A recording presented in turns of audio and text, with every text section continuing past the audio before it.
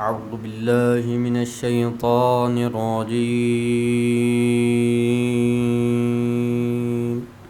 بسم الله الرحمن الرحيم.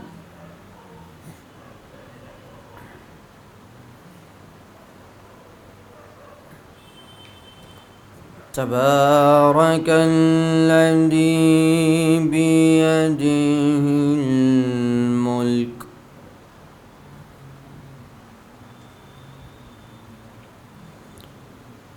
تبارك الذي بيده الملك وهو على كل شيء قدير.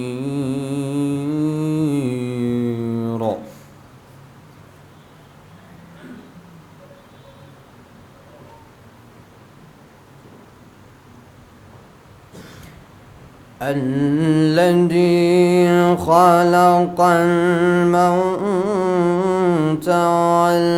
والحياة ليبلوكم أيكم أحسن عملا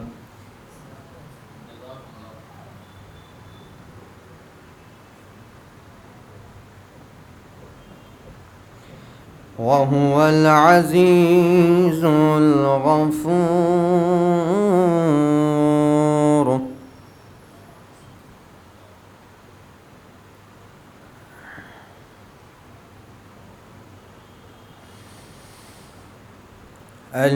الذي خلق الموت والحياة ليبلوكم أيكم أحسن عملا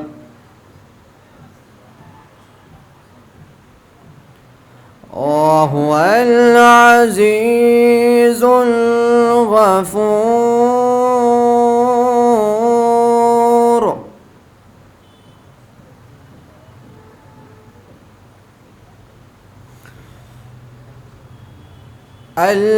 الذي خلق 7 سماوات طباقا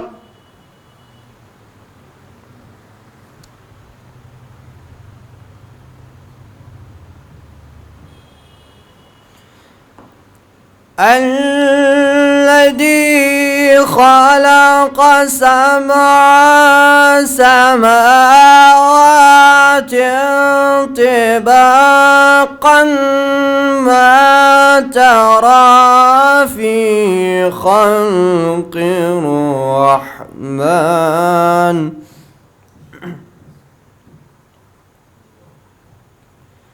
ما ترى في خلق الرحمن من تفاوت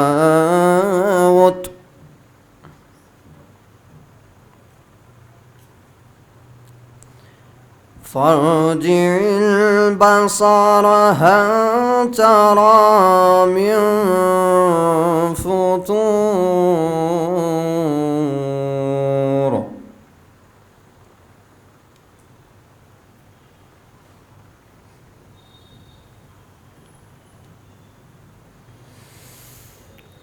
ثم ارجع البصر كرتين ينقلب إليك البصر خاسئا وهو حسير.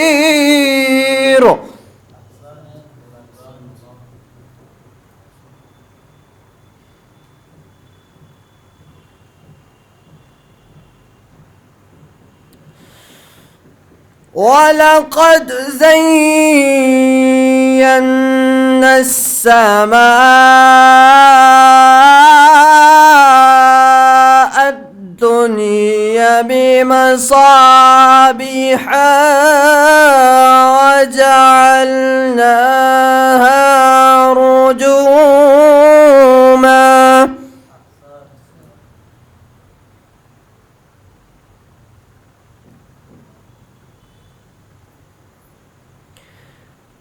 وجعلناها رجوما للشياطين وأعتدنا لهم عذاب السعير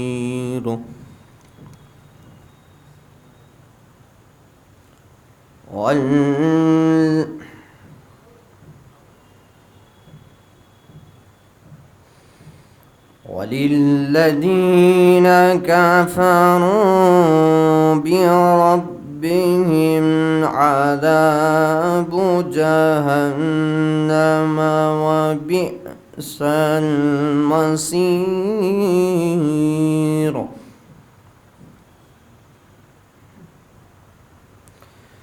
إذا ألقوا فيها سمعوا لها شهيقا وهي تفور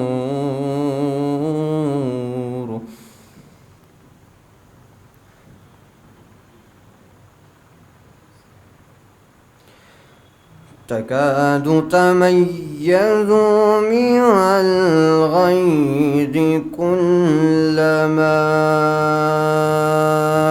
ألقي فيها فوج سألهم خزنتها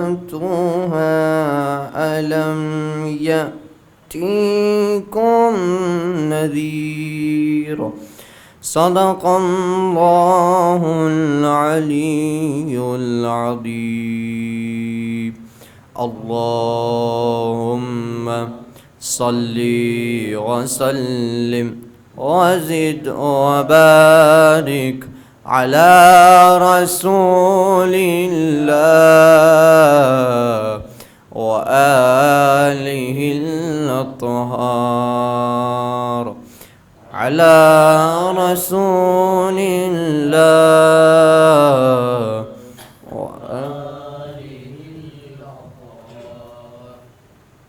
جو کربلا میں ملا ہے ہمیں سر عاشور وفا کا ایسا کہیں اور سلسلہ نہ ملا جو کربلا میں ملا ہے ہمیں سر عاشور وفا کا ایسا کہیں اور سلسلہ نہ ملا اور کھڑے تھے شانہ بشانہ حسین کے ساتھی کھڑے تھے شانہ بشانہ حسین کے ساتھی ہوا کو بیچ سے جانے کا راستہ نہ ملا کھڑے تھے شانہ بشانہ حسین کے ساتھی ہوا کو بیچ سے جانے کا راستہ نہ ملا ہوا کو بیچ سے جانے کا راستہ نہ ملا آئیے حضرات میں انہی مصروں کے سائے میں گزارش کرتا ہوں مولوی امن عباس علمہ سے کہ وہ آئیں اور منظوم نذرانہ عقیدت بارگاہ شہزادی میں پیش فرمائیں آپ حضرات استقبال کے لیے بآواز بلند صلوات ارشاد فرمائیں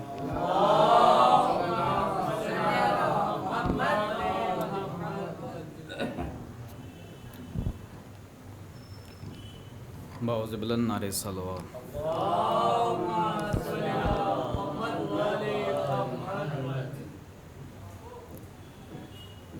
ایک نعرہ صلوات ایک نعرہ حیدری ایک نعرہ صلوات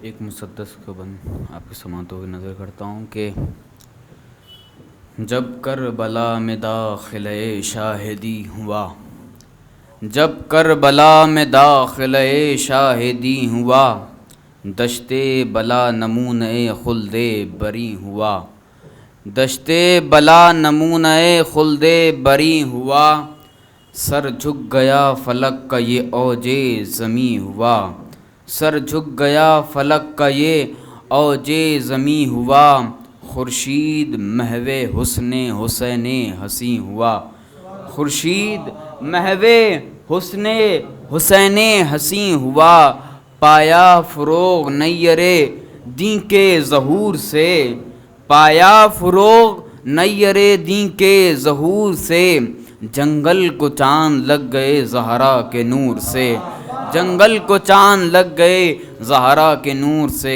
باوز بلند نعرے صلوات.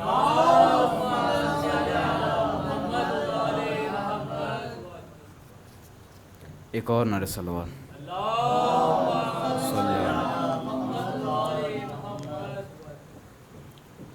دو تین مسدس کے بند میرنیس کے پیش کرتا ہوں. سماعت فرمائیں گے کہ تلوار یوں چلاؤ کہ دشمن دہائی دے.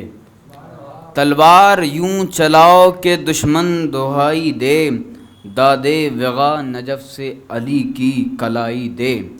دادے وغا نجف سے علی کی کلائی دے. جھنکار تیغ حق کی فلک تک سنائی دے. جھنکار تیغ حق کی فلک تک سنائی دے. بھاگیں جدھر یہ موت کا چہرہ دکھائی دے. بھاگیں جدھر یہ موت کا چہرہ دکھائی دے. بزدل کہیں کہ غازی و جرار آ گئے. بزدل کہے کہ غازی و جرار آ گئے. کیا ہر طرف سے حیدر کرار آ گئے. کیا ہر طرف سے حیدر کرار آ گئے. نکلے جو خیمہ گاہ سے زینب کے یہ لقا. نکلے جو خیمہ گاہ سے زینب کے یہ لقا. آگے قدم بڑھائے بانداز لافتہ. آگے قدم بڑھائے بانداز لافتہ. دیکھا جو بھانجوں میں قیامت کا ولولہ. دیکھا جو بھانجوں میں قیامت کا ولولہ. میدان پہ کی نگاہ اور عباس نے کہا. میدان پہ کی نگاہ اور عباس نے کہا. اب دیر مت کرو کہ چڑھائی کی دیر ہے. اب دیر مت کرو کہ چڑھائی کی دیر ہے. فصلیں کھڑی ہوئی ہیں کٹائی کی دیر ہے. فصلیں کھڑی ہوئی ہیں کٹائی کی دیر ہے. شیر الہ بن کے کرو دشمنوں پہ وار. شیر الہ بن کے کرو دشمنوں پہ وار. وہ وار جس سے ایک ہو دو اور دو ہو چار. وہ وار جس سے ایک ہو دو اور دو ہو چار. سر ان کے یوں اڑاؤ کہ جیسے اڑے غبار. سر ان کے یوں اڑاؤ کہ جیسے اڑے غبار. لڑنے پہ شیر آئے تو کیا کیا ایک کیا ہزار. لڑنے پہ آئے شیر تو کیا ایک کیا ہزار. میری طرح چڑھا کے ذرا آستین کو. میری طرح چڑھا کے ذرا آستین کو. لشکر سمیٹ آئے الٹ دو زمین کو. لشکر سمیٹ آئے الٹ دو زمین کو. ایک باز بلند نعرے صلوات.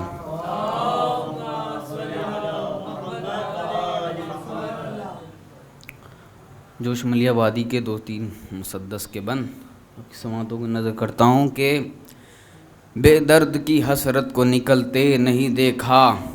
بے درد کی حسرت کو نکلتے نہیں دیکھا. ظالم کو کبھی پھولتے پھلتے نہیں دیکھا.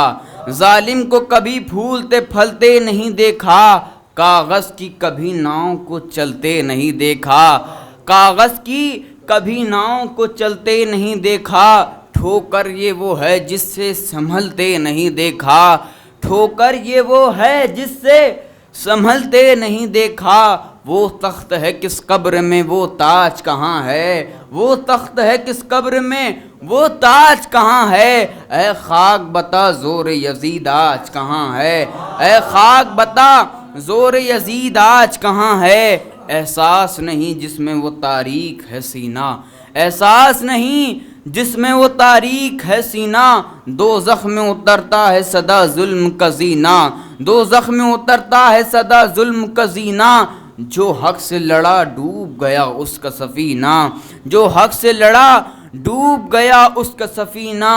ہاں پیروے باطل کو ابھرتے نہیں دیکھا. جب زلف یہ بگڑی تو سنورتے نہیں دیکھا. جب زلف یہ بگڑی تو سنورتے نہیں دیکھا. اے قوم وہی پھر ہے تباہی کا زمانہ. اے قوم وہی پھر ہے تباہی کا زمانہ. اسلام ہے پھر تیر حوادث کا نشانہ.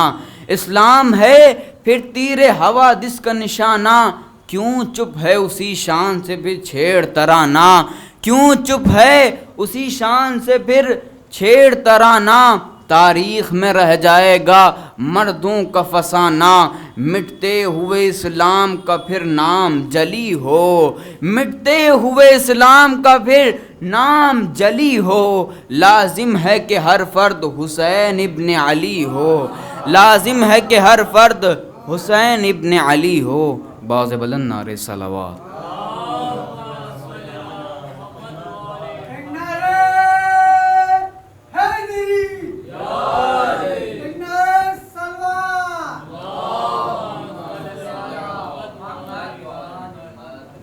مومنین یہ تھے امن عباس صلی اللہ علیہ وسلم کہ جو مرثیے کے بند آپ کی سماعتوں کے نظر کر رہے تھے۔ ایک مطلع اور چند اشعار سماعت فرمائیے، اپنے بزرگوں سے خصوصی توجہ چاہتا ہوں۔ شاعر کہتا ہے کہ شرف یہ رکھا ہے مالک نے بس علی کے لیے، امام زین العابدین علیہ الصلوۃ والسلام کے حوالے سے، کہ شرف یہ رکھا ہے مالک نے بس علی کے لیے، یہاں کمال بھی جھکتا ہے بندگی کے لیے۔ شرف یہ رکھا ہے مالک نے بس علی کے لیے، یہاں کمال بھی جھکتا ہے بندگی کے لیے، اور علی کا نام بھی بنیاد سر بلندی ہے، یہ ایک علاج ہے احساس کمتری کے لیے، اور علی ہے فاتح دربار گر تو کیا حیرت، علی ہے فاتح دربار گر تو کیا حیرت، کہ فتح کوئی نئی شے نہیں علی کے لیے، کہ فتح کوئی نئی شے نہیں علی کے لیے، اور ہے کائنات میں سجاد ایک ہی ورنہ، ہے کائنات میں سجاد ایک ہی ورنہ، خدا نے سب کو بنایا تھا بندگی کے لیے، خدا نے سب کو بنایا تھا بندگی کے لیے، خدا نے سب کو بنایا تھا بندگی کے لیے، اور قدم قدم پہ کیے راہ شام میں سجدے، قدم قدم پہ کیے راہ شام میں سجدے، نئے چراغ جلائے ہیں روشنی کے لیے، اور ادھر ہے باپ پہ گریا،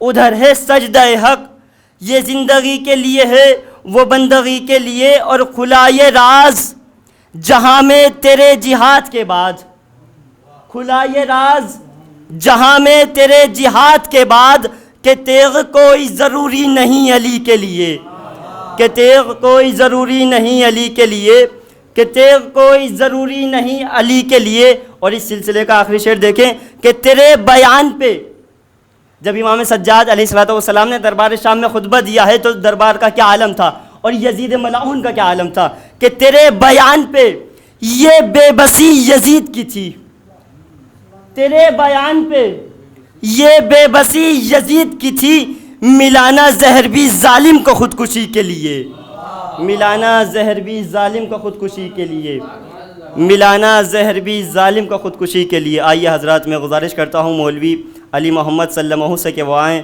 اور منظوم نذرانہ عقیدت پیش فرمائیں۔ آپ حضرات ان کے استقبال کے لیے بآواز بلند تر صلوات ارشاد فرمائیں۔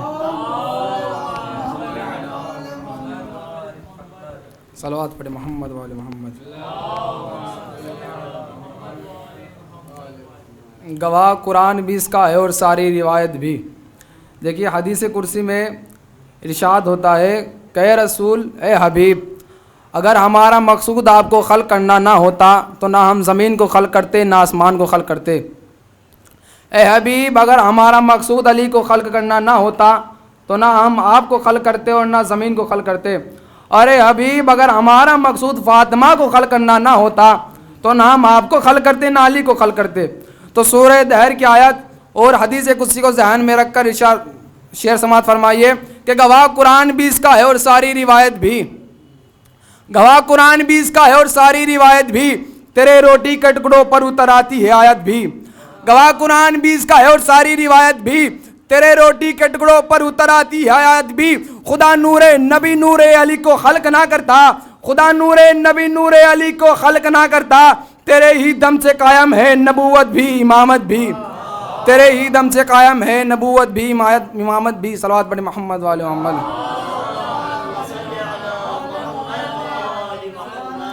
ایک مسدس۔ پلٹ کر رن سے جو ایک بار آ جاتے تو کیا ہوتا، کسی کی اجڑی گودی کو بسا جاتے تو کیا ہوتا، سکینہ تو در خیمہ پہ یوں روتی بلکتی ہے، سکینہ تو در خیمہ پہ یوں روتی بلکتی ہے، اگر دو بوند پانی کی پلا جاتے تو کیا ہوتا، تصور میں تیرے دن رات ماروتی بلکتی ہے، تصور میں تیرے دن رات ماروتی بلکتی ہے، تصور کو اگر ماں کے بھولا جاتے تو کیا ہوتا، پلٹ کر رن سے جو ایک بار آ جاتے تو کیا ہوتا۔ صلوات پڑھیں محمد علیہ محمد۔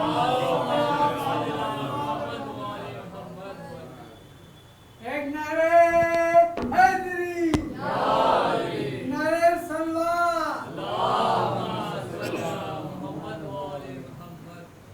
اگلے شاعر کو بلانے کے لیے 4 مصرے کہ سجدوں سے جس نے دہر کو آباد کر دیا، سجدوں سے جس نے دہر کو آباد کر دیا، خالق نے اس کو سید سجاد کر دیا، سجدوں سے جس نے دہر کو آباد کر دیا، خالق نے اس کو سید سجاد کر دیا، اور ایک بے کس و غریب کا اعجاز دیکھیے، بیڑی پہن کے دین کو آزاد کر دیا، ایک بے کس و غریب کا اعجاز دیکھیے، بیڑی پہن کے دین کو آزاد کر دیا۔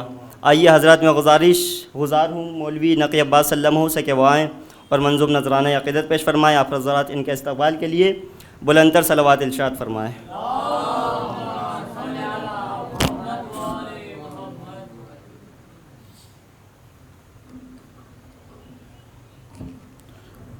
بآواز بلند نعرہ صلوات۔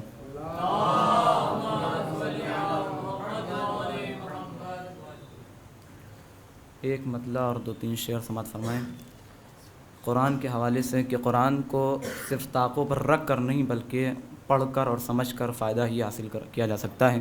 قرآن کے حوالے سے شاعر کہتا ہے، ایک مطلع اور 2-3 شعر سماعت فرمائیں۔ انقلاب آج جو لانا ہے تو قرآن پڑھو، انقلاب آج جو لانا ہے تو قرآن پڑھو، رسوئی قوموں کو جگانا ہے تو قرآن پڑھو، سوئی قوموں کو جگانا ہے تو قرآن پڑھو،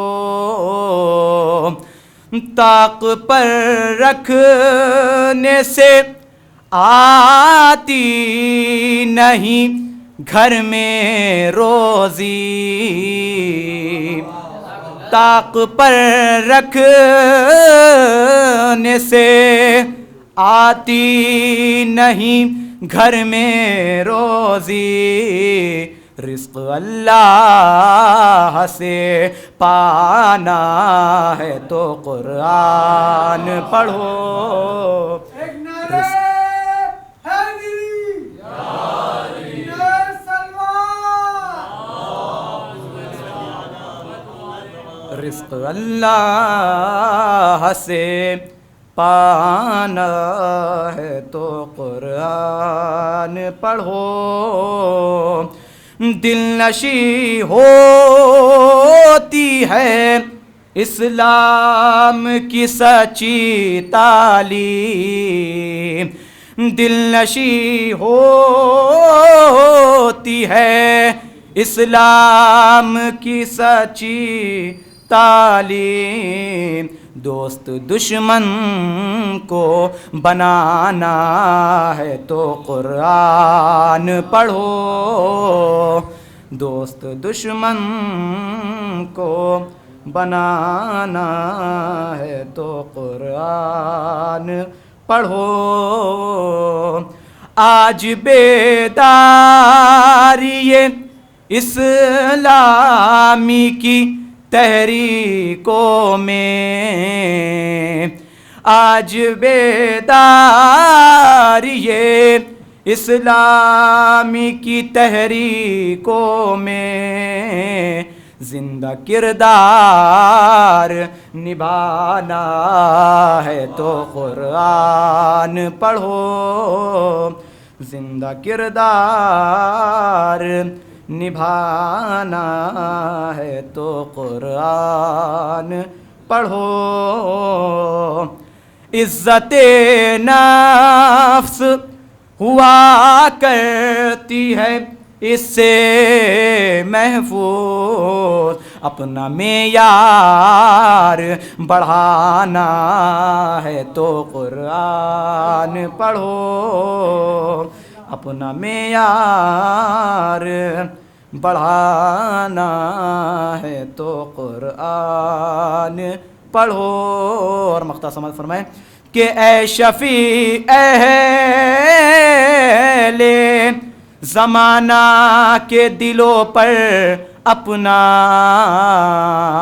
اے شفیع اہل زمانہ کے دلوں پر اپنا سکہ علم بٹھانا ہے تو قرآن پڑھو، سکہ علم بٹھانا ہے تو قرآن پڑھو۔ باوازِ بلند نعرہ صلوات۔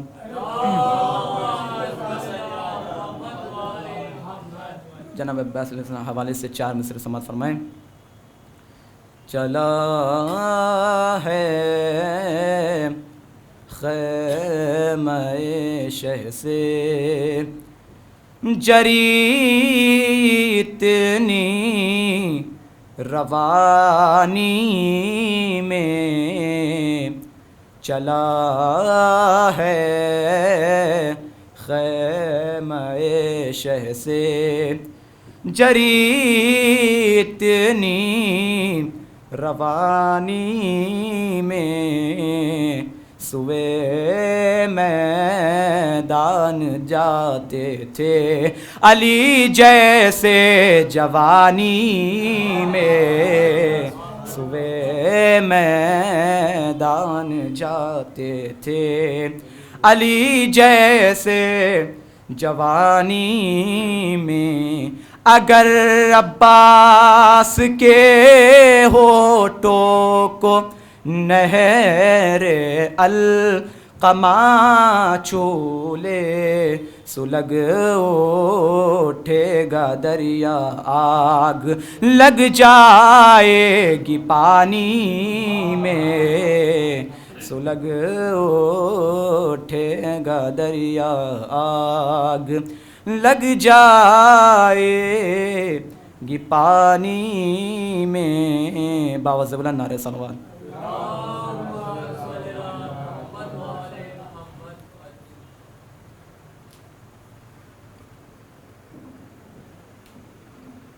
عزیزان، یہ تھے مولوی نقی عباس سلمہ، اور اب میں ایک شاعر کو بلانے کے لیے کہ جو آخری شاعر ہیں، انہیں آواز دینے کے لیے 4 مصرعے پڑھتا ہوں۔ آپ حضرات اس سے قبل بآواز بلند صلوات ارشاد فرمائیں۔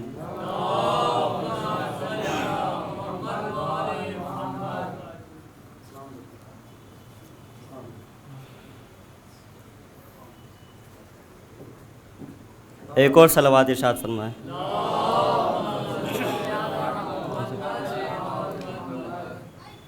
جناب آصف جلال بجنوری کربلا کے منظر کو پیش کرتے ہیں کہ کربلا کے میدان میں کس کے مقابلے میں کون تھا؟ کہتے ہیں کہ ابن زہرا، قاسم و عباس و اکبر ایک طرف، ابن زہرا، قاسم و عباس و اکبر ایک طرف، شمر و خولی خرملا جیسوں کا لشکر ایک طرف، ابن زہرا، قاسم و عباس و اکبر ایک طرف، شمر و خولی خرملا جیسوں کا لشکر ایک طرف۔ تو کربلا کے دشت میں دو طرح کے افراد تھے، کربلا کے دشت میں دو طرح کے افراد تھے، بد سے بدتر ایک طرف، بہتر سے بہتر ایک طرف۔ کربلا کے دشت میں دو طرح کے افراد تھے، بد سے بدتر ایک طرف، بہتر سے بہتر ایک طرف، بد سے بدتر ایک طرف، بہتر سے بہتر ایک طرف۔ آئیے حضرات، میں گزارش کرتا ہوں مولوی عالم حسین صلی اللہ علیہ وسلم سے کہ وائیں اور منظوم نذرانہ عقیدت پیش فرمائیں۔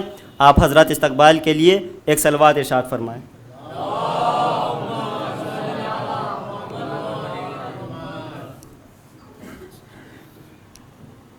باواز بلند نعرے سے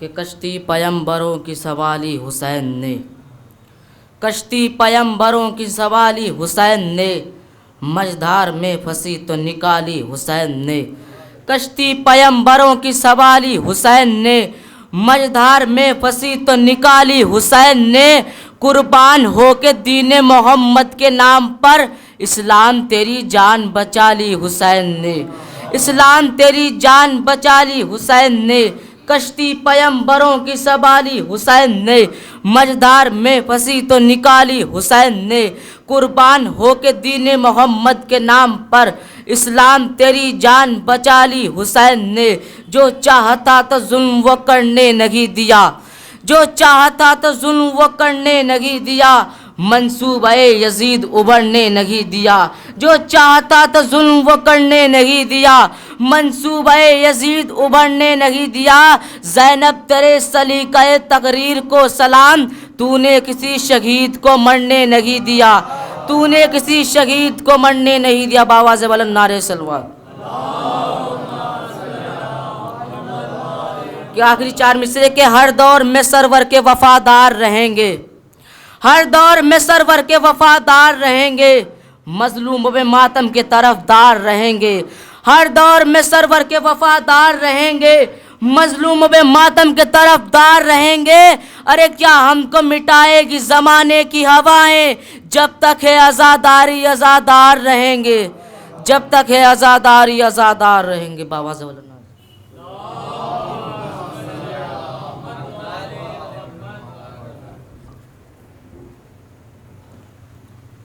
عزیزان محترم، ایک مطلع اور چند اشعار مول صاحب کے استقبال کے لیے۔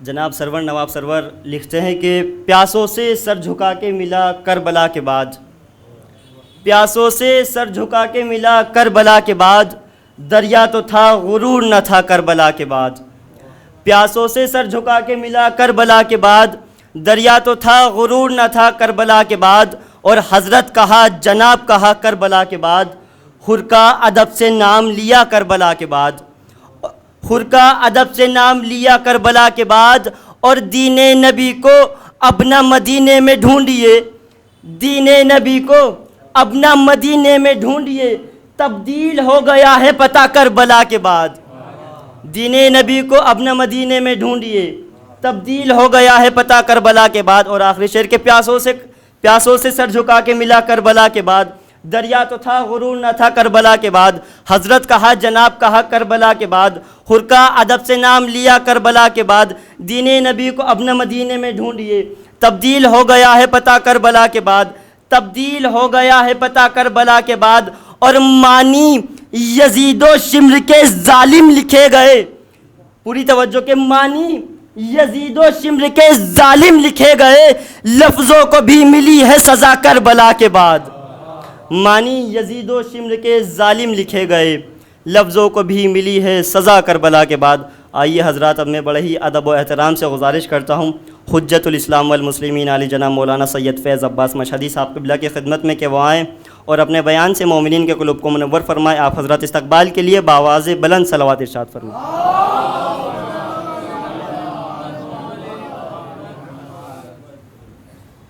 ایک نعرہ حیدری، ایک نعرہ سلوان.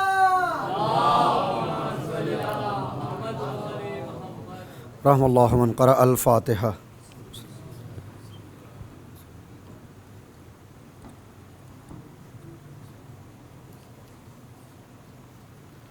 حضرات گزارش ہے کہ ایک مرتبہ سورہ حمد اور 3 مرتبہ سورہ اخلاص کی تلاوت فرما کر مرحوم نادر حسین، منع آغا، رئیس آغا، مظہر آغا اور سید یونس صاحب کی روح کو اصال فرما.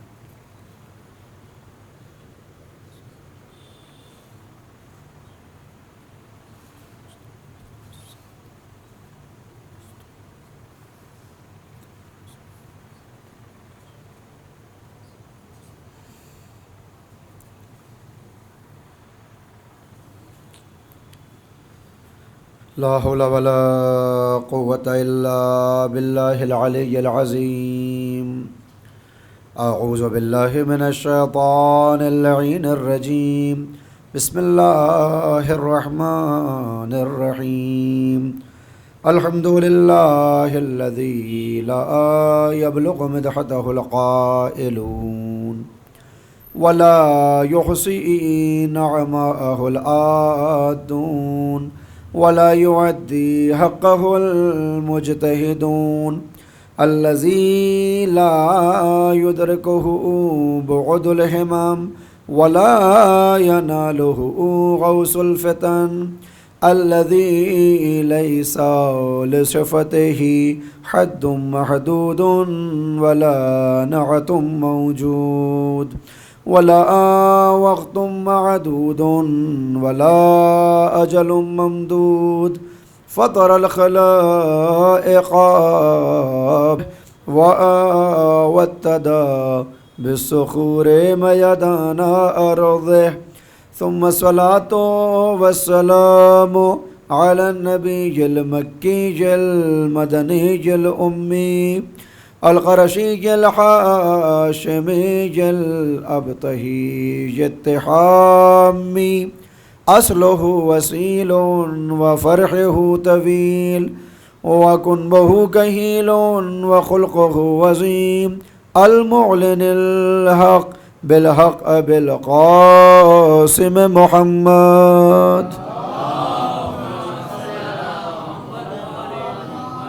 وعلى أهل بيته الطيبين الطاهرين المعصومين المظلومين المنتجبين المنتخبين الذين أذهب الله عنهم الرجس وطهرهم تطهيرا.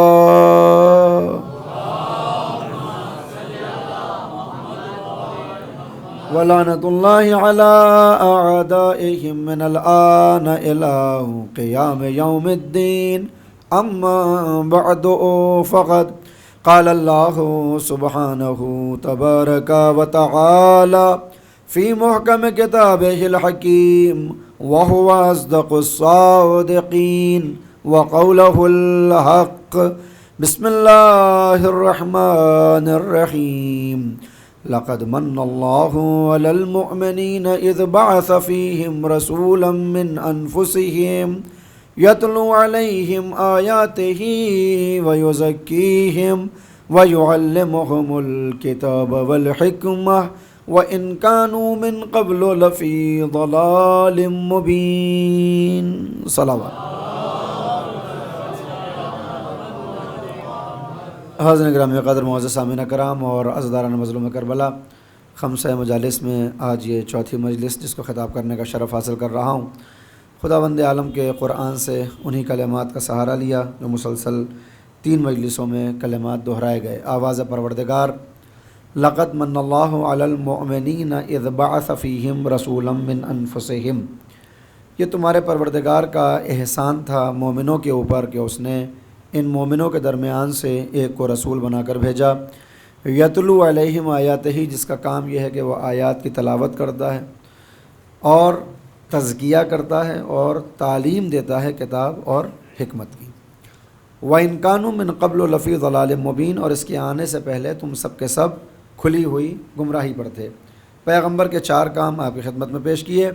ان آیات کے ذیل میں پہلا کام یہ ہے کہ قرآن کی آیات کی تلاوت فرمائیں، یعنی پیغمبر کی پہلی ذمہ داری یہ ہے کہ وہ امت تک علم قرآن کو پہنچائے، اور یہ قرآن اللہ کی طرف سے ایسی کتاب ہے کہ جس سے جو متمسک ہو جائے پھر اس کو ہدایت کے راستے نظر آ جاتے ہیں۔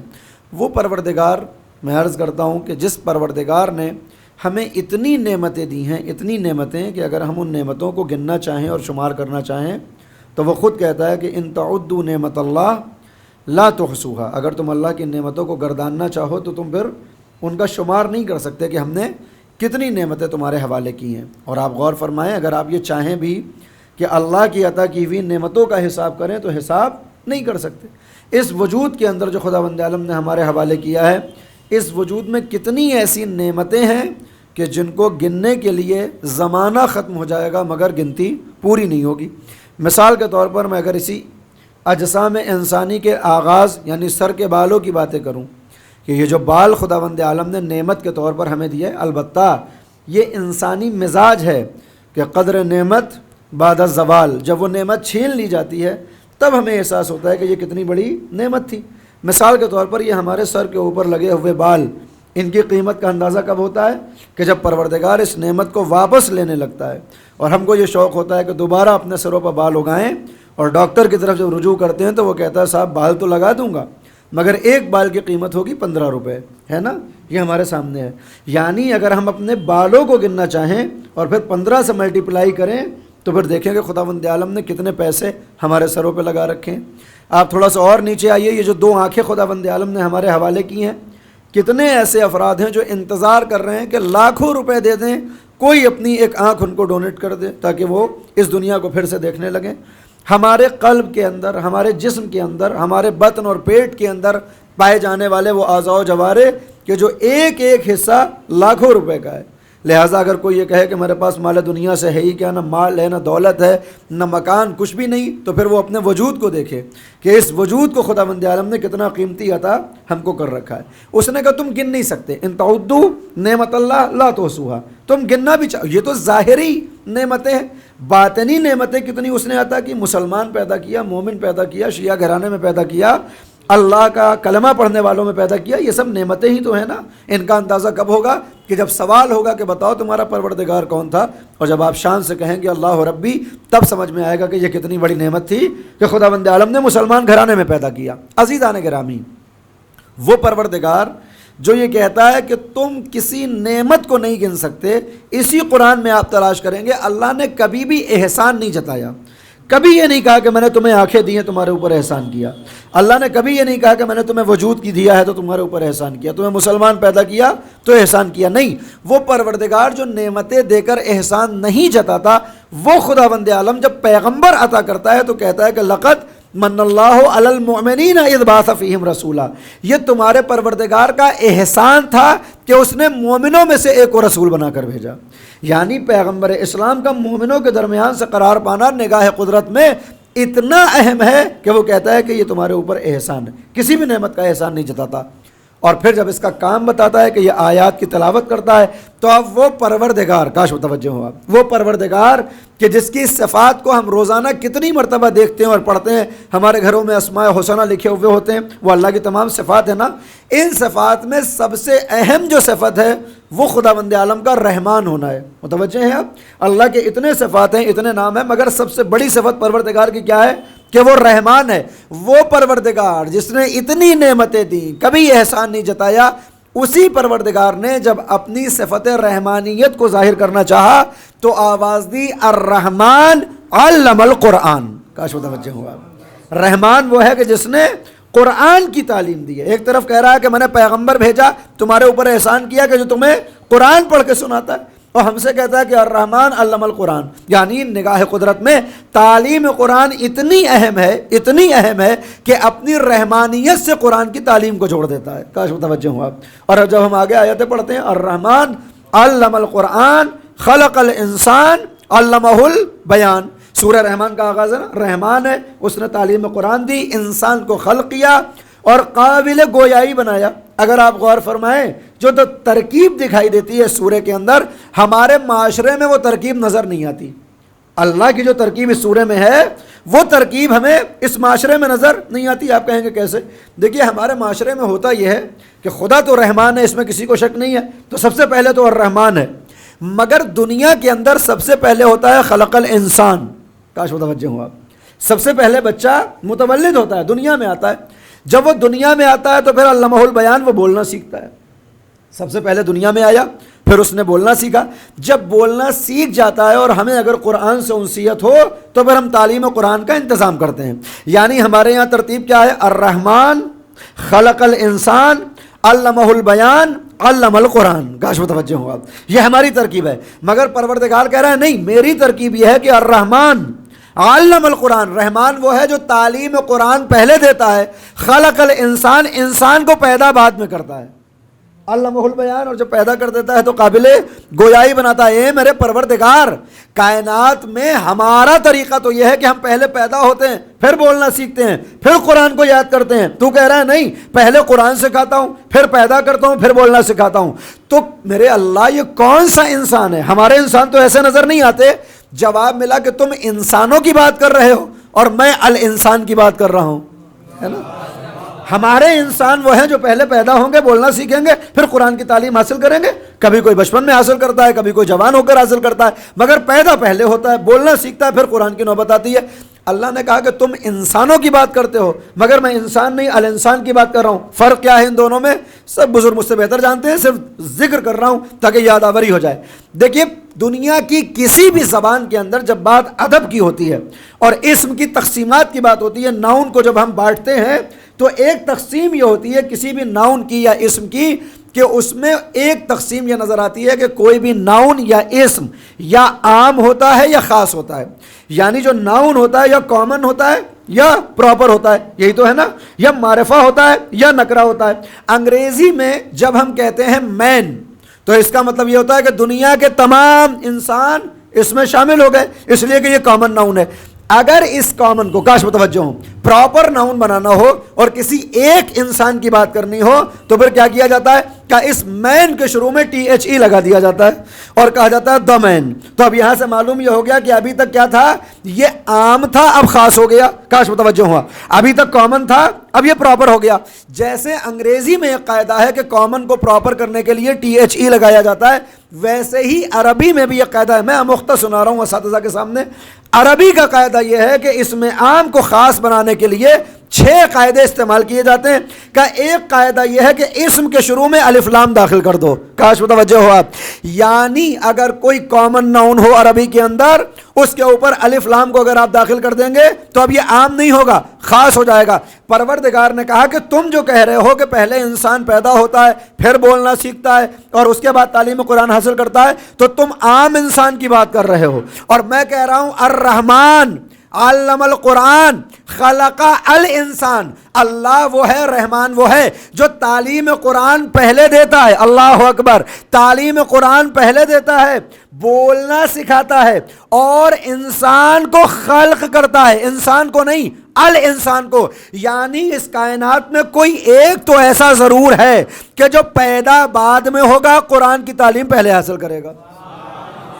اس دنیا میں کم سے کم کوئی ایک ایسا ہوگا، الرحمن علم القرآن خلق الانسان علمہ البیان کے تحت کوئی ایک ایسا تلاش کرنا پڑے گا جو پیدا بعد میں ہوگا۔ اللہ اکبر، اور قرآن کی تعلیم پہلے لے کر آئے گا۔ اے میرے اللہ، کوئی ایک دکھا تو صحیح کہ جس کو تو نے تعلیم قرآن پہلے دی ہو اور پیدا بعد میں کیا ہو۔ کہا اس کے در پہ آؤ جو سب کی مشکل کشائی کرتا ہو، تمہاری بھی مشکل آسان ہوگی۔ اب تاریخ آدمیت میں ایک ہی ایسا نظر آیا کہ جس نے دنیا میں آنے کے بعد پیغمبر پہ ہاتھوں پہ آن کر کہا، حبیب خدا توریت پڑھ کے سناؤں، زبور پڑھ کے سناؤں، انجیل سناؤں، قرآن سناؤں؟ آتے ہی قرآن پڑھ رہا ہے، آیت آتی ہے الرحمن علم القرآن خلق الانسان۔ دنیا میں ایک ہی ایسا ہے جسے تعلیم قرآن پہلے دی جاتی ہے، پیدا بعد میں کیا جاتا ہے۔ صلوات بھیجنا پر محمد۔ صرف ایک ذات ہے، اللہ سلامت رکھے یا اللہ۔ اللہم صلی علی محمد و آل محمد. الرحمن علم القرآن. اللہ اکبر. کوئی ایک انسان ایسا ہے جو تعلیم قرآن پہلے لیتا ہے؟ پیدا بعد میں ہوتا ہے. اچھا یہ بھی ایک عجیب و غریب معاملہ ہے، چونکہ یہ پیدا بعد میں ہوتا ہے، تعلیم قرآن پہلے لے کر آتا ہے، لہٰذا اس انسان کا قیامت میں بھی حساب جدا ہو جاتا ہے. اس انسان کا قیامت میں بھی حساب جدا ہوتا ہے. آپ کہیں گے کیسے؟ مولائے کائنات کے دور حکومت میں، کہ جب آپ کو امامت ملی، پیغمبر اس دنیا سے جا چکے ہیں، شہر مدینہ میں ایک زلزلہ آتا ہے، ایک زلزلہ. اور جب زلزلہ آیا تو بڑے بڑے جو تیسمار تھے وہ اپنی جانوں کو بچانے کے لیے اپنے گھروں سے فرار کرتے ہیں، دوڑ کے آتے ہیں مسجد النبوی میں. مسجد میں مولائے کائنات تشریف فرماتے. ان لوگوں نے آگے کہا کہ یا علی آپ چین و سکون سے بیٹھے ہیں، آپ کو معلوم بھی ہے کہ مدینہ تباہ و برباد ہو رہا ہے. کاش متوجہ ہو آپ. مدینہ تباہ و برباد ہو رہا ہے، چل کر دیکھیے زلزلہ، دنیا ختم ہونے کی کگار پہ ہے. یہ پوری داستان ہمارے سامنے ہے. مولا کائنات نے کہا گھبرانا نہیں، میں آتا ہوں اور دیکھتا ہوں کہ زلزلہ کیسے آ رہا. میں اس داستان کو انشاءاللہ کل سناؤں گا. عزیزان گرامی، روز قیامت کہ جب واقعی طور پر سارے زلزلے آئیں گے تو قرآن کہتا ہے اذا زلزلت الارض زلزالها واخرجت الارض اثقالها وقال الانسان ما لها. کاش متوجہ ہوں آپ. اللہ سورہ زلزلہ میں کہتا ہے کہ جب وہ زلزلہ آئے گا جسے آنا چاہیے اور ایسا کہ نہ اس سے پہلے آیا نہ اس کے بعد آنے والا ہے، اس زلزلے کا اثر یہ ہوگا کہ زمین اپنے معدنیات کو نکال کر باہر پھینک دے گی. اور جب دنیا ختم ہونے کے کگار پر ہوگی، سورج بجھا دیا جائے گا، چاند کو توڑ دیا جائے گا، زمین کی تہوں کو لپیٹ دیا جائے گا. اذا زلزلت الارض زلزالها، زمین اپنے معدنیات کو نکال کر باہر پھینکے گی. وقال الانسان ما لها، پھر ایک انسان ہوگا جو کہے گا تجھے کیا ہو گیا. سوال یہ پیدا ہوتا ہے، کاش متوجہ ہوں، سوال یہ پیدا ہوتا ہے جب زمین تباہ ہو چکی ہے، جب آسمان ٹوٹ چکا ہے، جب انسان مارے جا چکے ہیں، ستاروں کو خاموش کر دیا گیا ہے، تو جب ساری چیزیں تباہ و برباد ہو گئیں تو یہ کون ہے جو زمین سے پوچھ رہا ہے کہ مالہا؟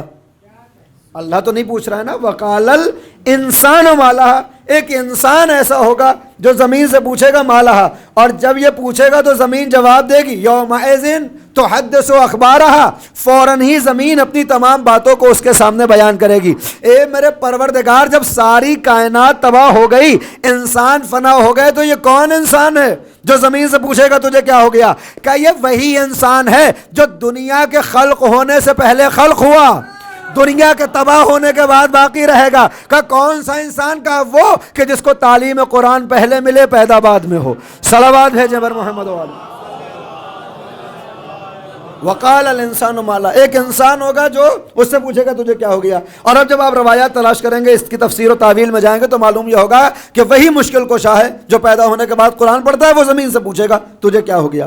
جب میں نے اس روایت کو پڑھا کہ مولا کائنات زمین سے پوچھیں گے تجھے کیا ہو گیا، تو میرے ذہن میں سوال پیدا ہوا کہ علی کتنے بھی بڑے کیوں نہ ہو جائیں، کتنا بھی مقام ان کا بلند ہو جائے، مگر مولا کائنات اس دنیا کے اندر کم از کم پیغمبر اسلام سے چھوٹے ہیں.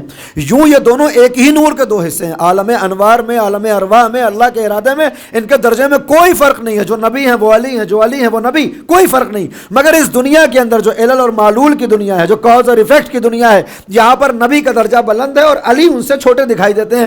آپ کو اعتراض نہ ہو تو دلیل بھی دے دوں کہ جب تک پیغمبر زندہ رہے، علی نے ہمیشہ پیغمبر کے پیچھے نماز پڑھی، پیغمبر نے کبھی علی کے پیچھے نماز نہیں پڑھی. تو اس کا مطلب یہ ہے کہ اس دنیا کے اندر پیغمبر کا درجہ بلند ہے.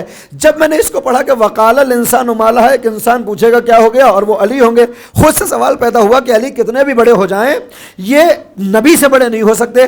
تو کم سے کم قیامت میں نبی زمین سے پوچھے گا تجھے کیا ہو گیا ہے، علی کیوں پوچھ رہے ہیں؟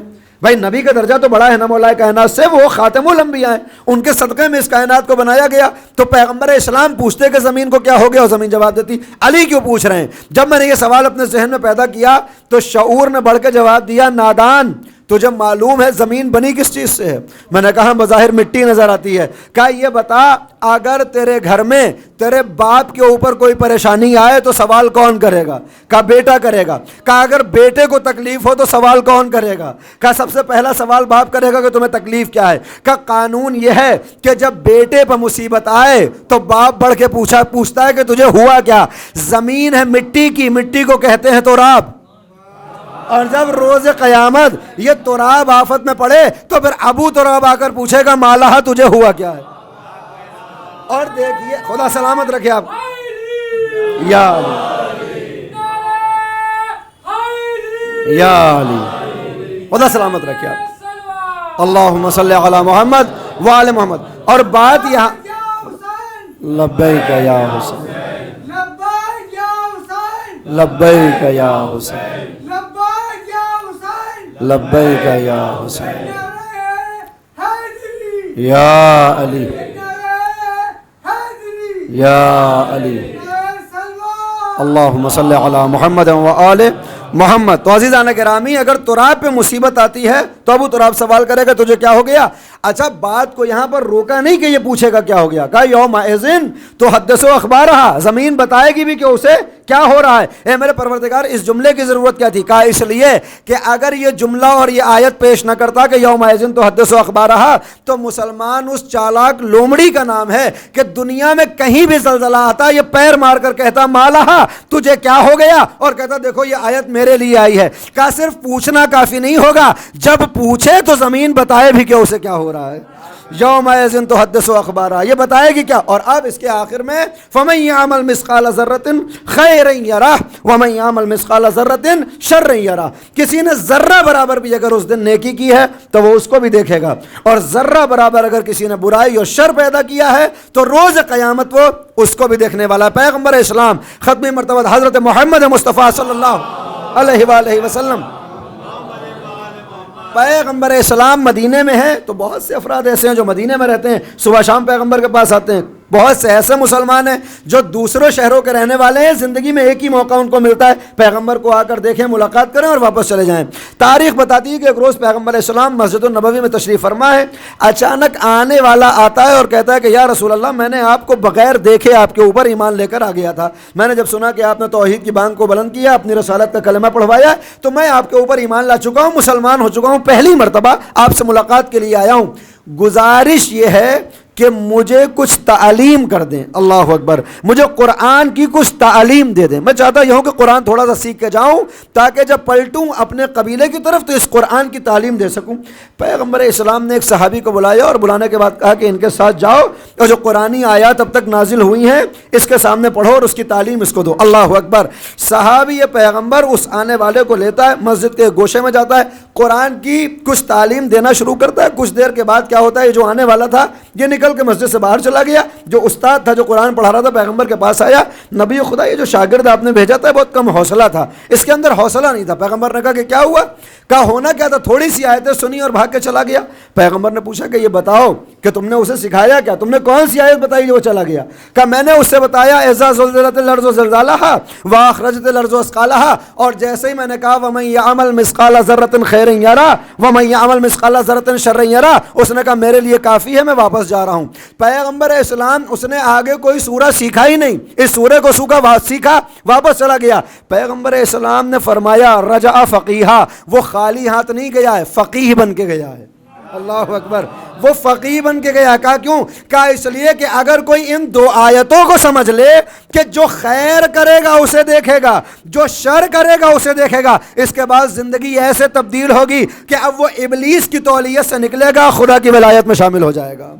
اس ایک آیت کو اگر کوئی سمجھ لے کہ جو کرے گا وہ دیکھے گا. عزیزان گرامی، ہم بھی اگر صرف اس ایک آیت کو، پورے قرآن کو اپنی زندگی میں اتاریں یا نہ اتاریں، کہ پیغمبر کا کام یہ ہے کہ قرآن کی تلاوت سکھاتے ہیں ہمیں، اللہ کی رحمانیت کا تقاضا یہ ہے کہ وہ تعلیم قرآن دیتا ہے. پورے قرآن کو پڑھیں نہ پڑھیں، صرف ایک آیت پر عمل کر لیں کہ جو بھی عمل کریں گے خدا اس کو دیکھنے والا ہے. پیغمبر اسلام کے پاس آنے کے بعد جبریل نے بار بار یہ کہا عش ما شئتا، جیسے چاہیں آپ زندگی گزاریں، کوئی آپ کو منع کرنے والا نہیں. عش ما شئت، جیسے چاہتے ہیں زندگی گزاریں، مگر اتنا یاد رکھیں کہ پلٹ کر پروردگار کے پاس جانا ہے. جیسے چاہتے ہیں زندگی گزاریں، ایک دن آپ کو اپنے پروردگار کی طرف پلٹنا ہے. لہٰذا صرف ایک جملے کو اگر اپنی زندگی میں اتار لیں کہ اس دنیا میں ہمیں اللہ کی عبادت کرنا ہے، پلٹ کے اسی کے یہاں جانا ہے. اللہ کی معصیت کرنا ہے، پلٹ کے اسی کی بارگاہ میں جانا ہے. خیر کریں گے تو بھی وہ دکھایا جائے گا، شر کریں گے تو وہ بھی روز قیامت ہم دیکھنے والے ہیں. عزیزان گرامی، ہر عمل سے پہلے، ہر کام سے پہلے اس آیت کو نگاہوں کے سامنے رکھیں جو مولا کائنات کی شان میں نازل ہوئی، ہماری زندگی کا طریقہ بدل جائے گا. اس لیے کہ اسی قرآن نے کہ جہاں یہ کہا کہ وَمَن يَعْمَلْ مِثْقَالَ ذَرَّةٍ خَيْرًا يَرَهُ کہ جو کوئی بھی ذرہ برابر بھی اگر خیر کرے گا تو اسے دیکھے گا. اسی قرآن میں جب خیر البریہ کی بات آئی تو کہا علی کے علاوہ خیر البریہ کوئی اور دکھائی نہیں دیتا. اس کائنات میں سب سے زیادہ اگر خیر کسی سے صادر ہو سکتا ہے تو اس ذات کا نام ہے علی ابن ابی طالب.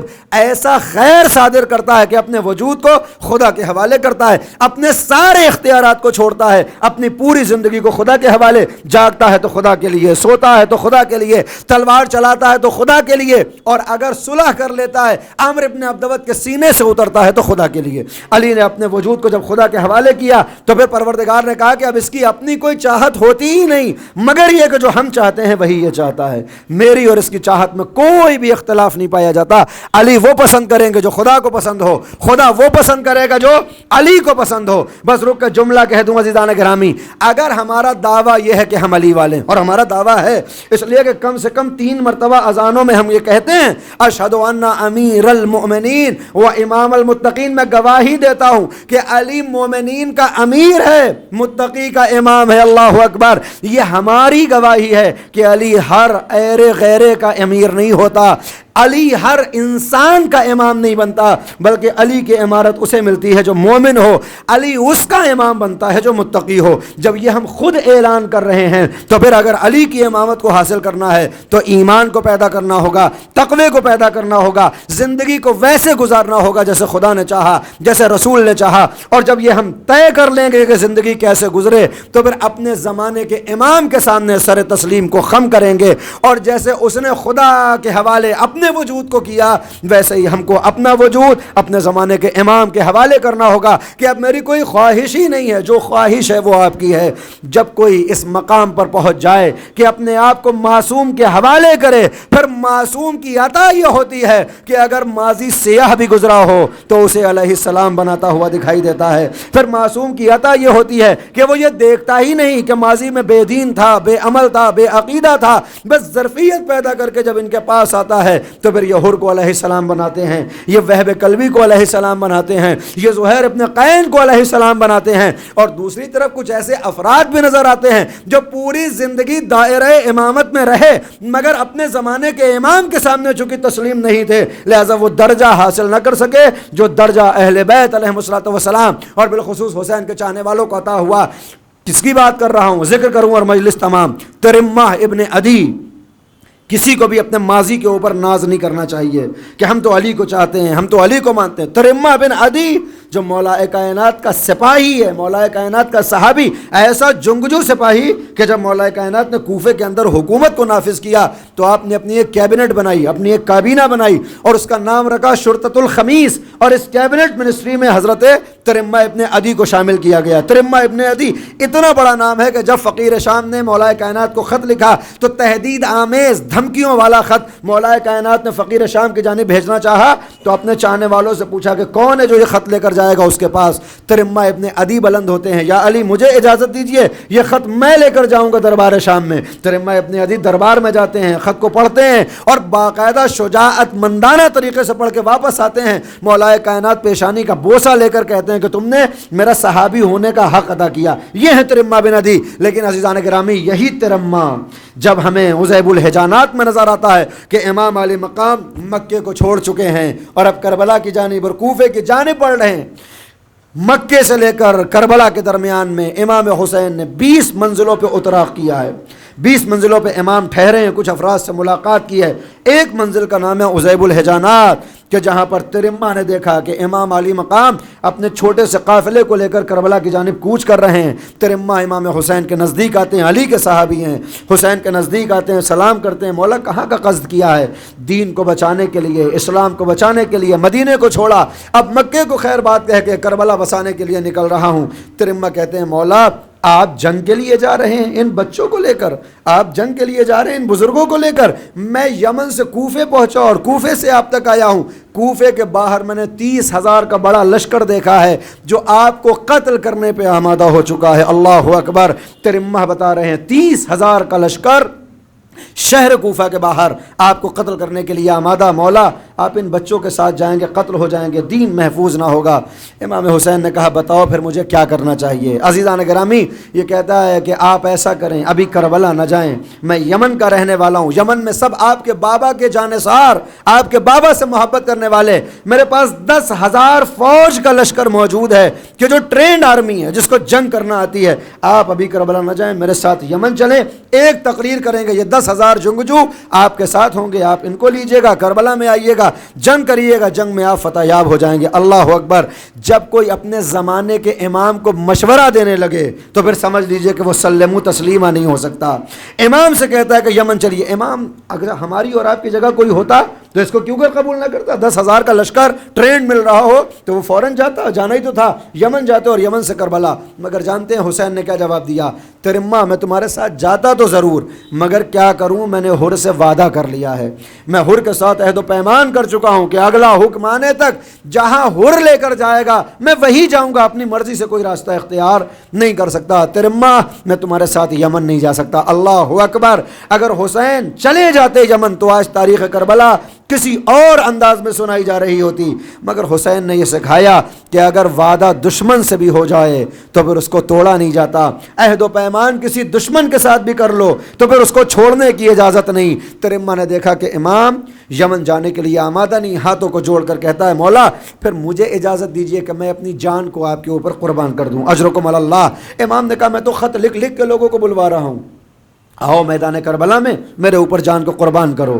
عزیزان گرامی، تاریخ بتاتی ہے کہ ترما کہتے ہیں مولا میں آپ کے اوپر جان فدا تو کر دوں گا، لیکن مجھے معلوم نہیں تھا کہ آپ کے قیام شروع ہونے والا ہے، آپ کا یہ قیام شروع ہونے والا ہے۔ میں اپنے گھر سے یمن سے رسد خریدنے کے لیے نکلا تھا، میں نے راشن خریدا ہے، اونٹوں کے اوپر راشن سوار ہے، رسد سوار ہے، اتنی اجازت دے دیں کہ یہ رسد لے کر اپنے خانوادے پر جاؤں، اپنی ازواج اپنے گھر والوں کو یہ راشن دوں اور واپس آپ کے پاس آؤں اور آپ کے اوپر قربان ہو جاؤں۔ امام حسین نے مسکرا کے کہا ترما تمہیں اجازت ہے۔ اللہ اکبر۔ عزیزو، اگر کوئی سلمو تسلیمہ نہ ہو تو پھر امام کو جس وقت مدد کی ضرورت ہو مدد کرتا ہوا نظر نہیں آتا۔ ترما کا مقام بہت بلند ہے، امام نے خود اجازت دی ہے۔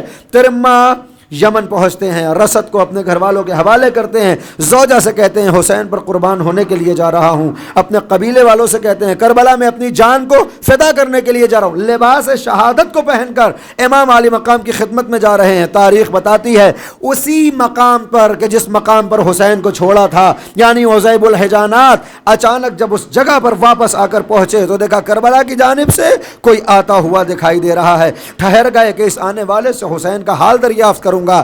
آنے والا آیا، ترما کا پہلا سوال کہ میرا امام کربلا میں ہے، ذرا اس کی خیریت اور عافیت سے مجھے آگاہ کر دے۔ آنے والے نے اپنے امامے کو اتارا، ارے حسین کی عافیت پوچھتے ہو؟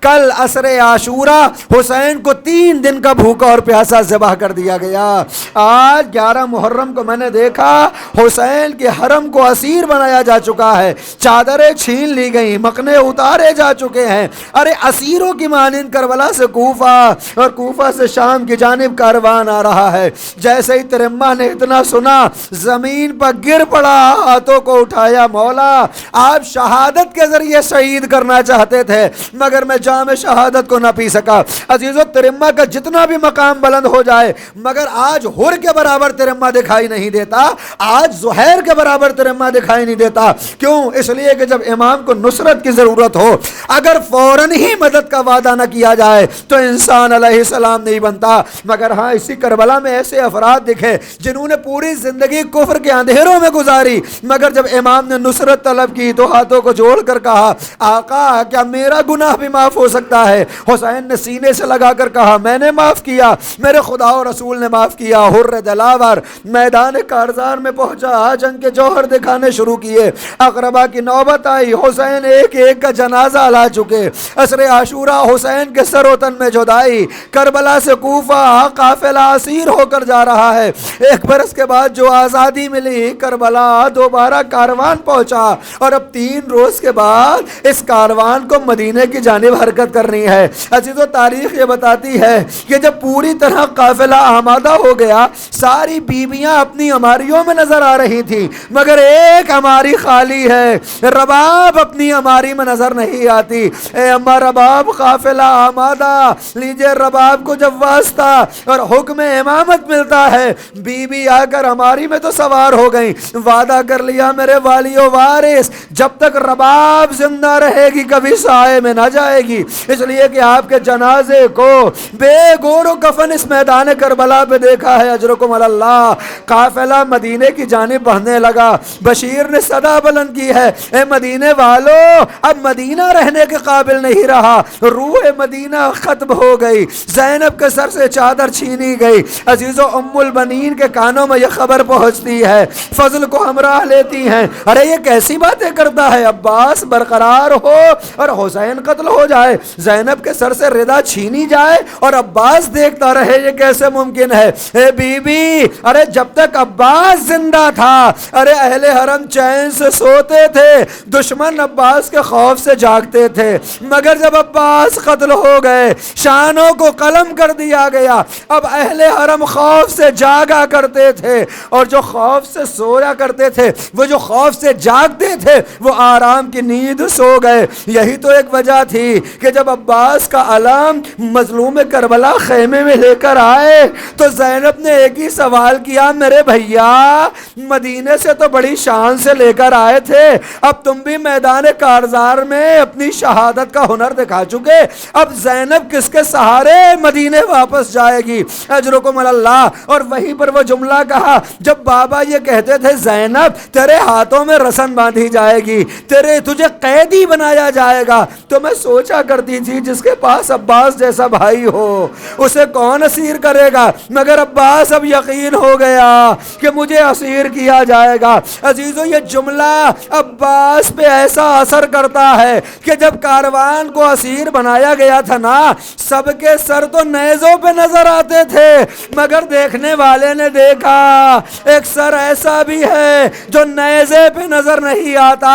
ارے کسی گھوڑے کی گردن میں جسے باندھا گیا ہے، سوال ہوا سب کے سر تو نیزوں پہ ہیں، ارے یہ سر نیزے پہ کیوں نہیں؟ کہا اس لیے کہ یہ عباس کا سر جب نیزے پہ چڑھایا جاتا ہے، ارے یہ اونچائی سے زینب کا کھلا سر دیکھتا ہے، زمین پر سر گرتا ہے، ہم مجبور ہو گئے کہ اس سر کو گھوڑے کی گردن میں باندھا جائے۔ عزیزو، عباس وہ تھا کہ جو حوصلہ تھا اہل حرم کا، عباس وہ تھا جو طاقت تھا حسین کی، اسی لیے جب عباس کو اجازت ملی، شہادت کی خبر ملی، تو فرمایا الان ان کا سرا ظاہری، اے میرے عباس تیرے مرنے نے میری کمر کو توڑا، تیرے مرنے نے میری کمر کو توڑا۔ کاروان جب مدینے آیا ہے، ام البنین کو جب خبر ہو گئی کہ عباس مارا گیا، بعد میں حسین شہید ہوا، آخری جملے زحمت تمام، ام البنین جنت البقیہ میں آ کر اپنے 4 بیٹوں کی قبروں کی نشان بناتی تھی، چاہتی یہ تھی کہ آنسو بہائے، مگر جب چاروں نشان کامل ہوتے تو یہ کہتے ہوئے مٹا دیتی کہ اے فاطمہ، ارے میں زندہ ہوں، اپنے بچوں کا ماتم نہ کروں گی، اے شہزادی میں آپ کے لال حسین پہ آنسو بہاؤں گی، زینب کی بے ردائی پر گریہ کروں گی، اکبر کا غم مناؤں گی، اے عباس تم نے اپنے آقا پہ جان فدا کی، ارے یہ کنیز زہرا کے لیے اپنی آنکھوں سے اشک تمہارے لیے جاری نہ کرے۔ انا للہ و انا الیہ راجعون، رضم بقضائہ و تسلیما لامرہ، سیعلم الذین ظلموا ای منقلب ینقلبون۔ حضرات مزید گزارش ہے کہ 1 مرتبہ سورہ حمد اور 3 مرتبہ سورہ اخلاص کی تلاوت فرما کر جن مرحومین کے لیے مجلس اعظم منعقد کی گئی ہیں ان کی ارواح اور مجلس میں شرکت کرنے والے افراد کے تمام مرحومین کی روح